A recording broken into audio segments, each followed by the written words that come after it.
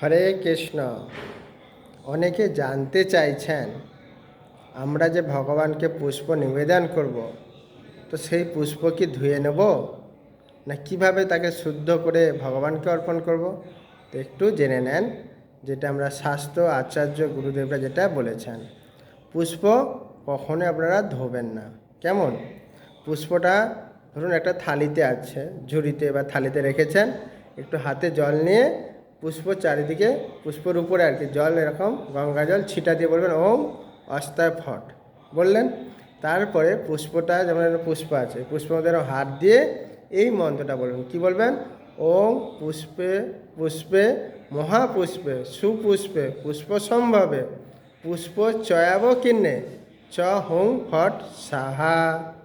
আবার বলছি আরেকবার, মানে ওম পুষ্পে পুষ্পে মহাপুষ্পে সুপুষ্পে পুষ্প সম্ভবে পুষ্পে চয়ন কিন্নে চ হুং ফট সাহা।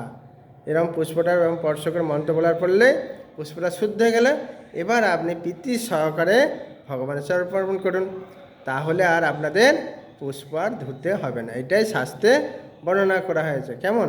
তো এখানে আমরা জানতে পারলাম যে পুষ্প কীভাবে শুদ্ধ করে ভগবানকে দেওয়া হয়। যদি ভালো লাগে, এরকম নতুন নতুন ভিডিও পেতে চান, অবশ্যই সাবস্ক্রাইব করবেন, ভালো লাইক করবেন, কমেন্ট করবেন, আরও যদি আপনাদের কোনো কিছু জানার থাকে। জয় শ্রী রাধে, হরে কৃষ্ণ।